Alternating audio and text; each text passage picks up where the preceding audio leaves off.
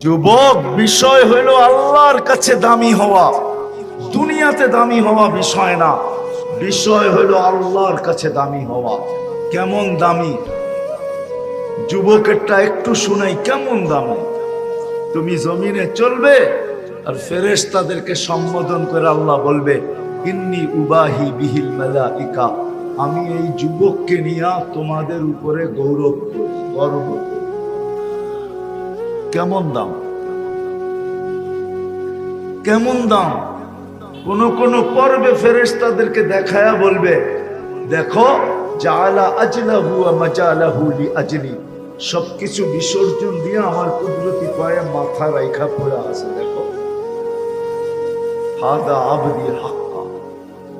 কখনো কখনো এটাও বলবে, লাউলা, এ যদি না থাকতো, লাউলা শাবাবা খুশা,